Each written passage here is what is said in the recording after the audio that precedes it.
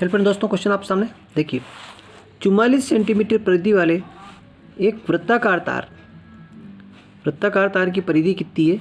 44 centimetre है, जिसको मोड़कर एक वर्ग बनाया गया। मोड़कर क्या बनाया गया? एक वर्ग बनाया गया और वर्ग का क्षेत्रफल ज्ञात कीजिए। दोस्तों परिधि क्या होती है? दोस्तों एक वृत्ताकार, इसने कहा क्या कहा आपको? वृत्ताकार। दोस्तों वृत्ताकार क्या होती है? एक वृत्त होता है।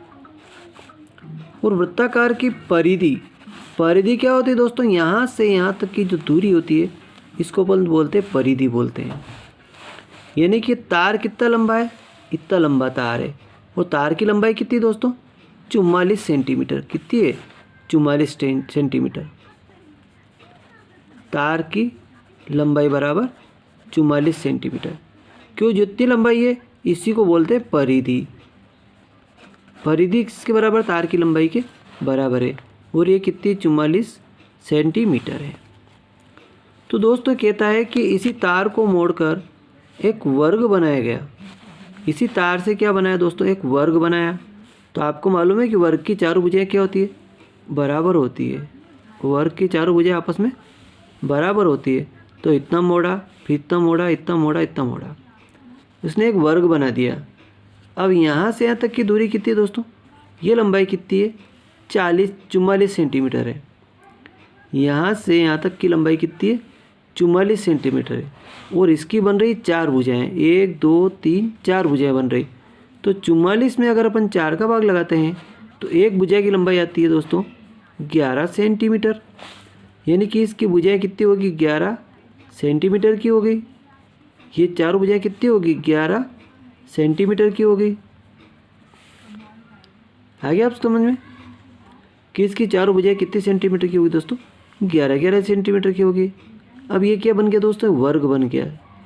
क्या बन गया? एक वर्ग बन गया। फिर कह रहा है कि वर्ग का क्षेत्रफल ज्ञात कीजिए। तो वर्ग का क्षेत्रफल क्या होता है दोस्तों? भुजा का वर्ग। वर्ग का क्षेत्रफल बराबर होता है भुजा का वर्ग। और भुजा कितनी दोस्तों? इसमें 11 है। यानी कि 11 का स्क्वायर करें तो कितना होगा दोस्तों? 121 होगा। तो सी ऑप्शन अपना राइट आंसर हो जाता है कि उसका क्षेत्रफल कितना होगा? 121 वर्ग सेंटीमीटर हो जाता है। बढ़ते हैं नेक्स्ट क्वेश्चन की ओर। देखिए अगला क्वेश्चन कहता है अपना, देखिए एक समबाहु त्रिभुज की भुजा 12 सेंटीमीटर की है, इसका क्षेत्रफल कितना होगा? अब दोस्तों आपको मालूम होता है कि समबाहु त्रिभुज क्या होता है। देखिए सम का मतलब क्या होता है दोस्तों? समान। सम का मतलब समान, बाहु यानी भुजाएं।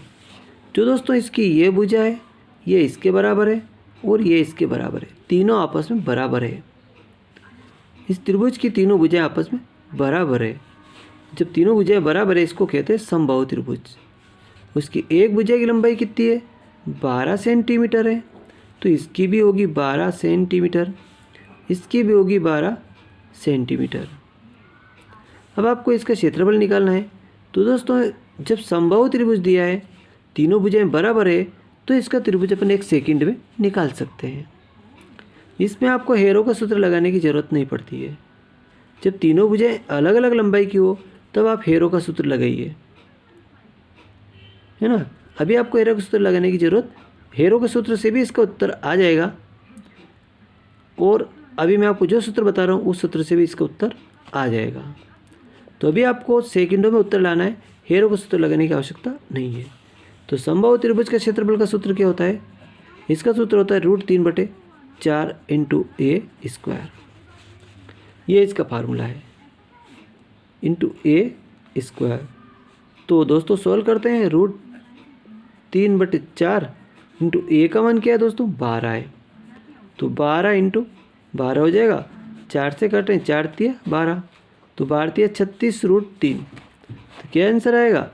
36√3 वर्ग सेंटीमीटर। तो 36√3 वर्ग सेंटीमीटर अपने डी ऑप्शन अपना राइट आंसर हो जाता है। 36√3 वर्ग सेंटीमीटर है, तो डी ऑप्शन अपना राइट आंसर हो जाता है। बढ़ते हैं नेक्स्ट क्वेश्चन की ओर। देखिए अगर वीडियो आपको अच्छा लग रहा है तो इसको लाइक करें, चैनल को सब्सक्राइब करना न भूलें। अगला क्वेश्चन आपके सामने कि चित्र में ए सी की लंबाई कितनी है। दोस्तों ए और सी की लंबाई कितनी है। अब दोस्तों आपको ये आयत दिख रहा है, क्या दिख रहा है आपको, ये आयत दिख रहा है आपको। ये भुजा इसकी 8 सेंटीमीटर की है, ये इसकी 6 सेंटीमीटर की है, फिर ये 6 सेंटीमीटर की और ये 8 सेंटीमीटर की। इन्हें इसमें ये और भुजा ये भुजा के बराबर है और ये भुजा इस भुजा के बराबर है, तो ये इसको बोलते हैं आयत। क्या बोलते हैं दोस्तों, आयत। क्योंकि आयत में आमने और सामने की भुजाएं बराबर होती है, ये भुजाएं बराबर है और ये इसके बराबर है। तो दोस्तों कह रहा है एक आयत बन गया। अब ये इसकी 8 है और ये इसकी 6 है। ये आयत का प्रत्येक कोण 90 अंश का होता है। कितने अंश का होता है दोस्तों, प्रत्येक कोण 90 अंश का होता है। तो दोस्तों यहाँ से यहाँ तक समकोण बन गया। ये क्या बन गया अपना, एक समकोण बन गया। जब समकोण बन गया तो ये आधार है, ये लंब है और इसका कर्ण हो गया। तो जब कर्ण अपनों को निकालना है तो कर्ण का वर्ग बराबर होता है दोस्तों आधार का वर्ग यानी कि 8 का स्क्वायर और लंब का स्क्वायर 6 का स्क्वायर। 8 का स्क्वायर कितना होगा 64, 6 का स्क्वायर कितना होगा 36। दोनों को जोड़ेंगे तो कितना आएगा 100 आएगा। वर्गमूल निकालेंगे तो कितना आएगा 10 आएगा। तो 10 सेंटीमीटर इसका राइट आंसर हो जाएगा। यहाँ से यहाँ तक लंबाई की थी दोस्तों 10 सेंटीमीटर। तो ठीक है दोस्तों, वीडियो अच्छा लगा लाइक करें और चैनल को सब्सक्राइब करना ना भूलें। Thank you.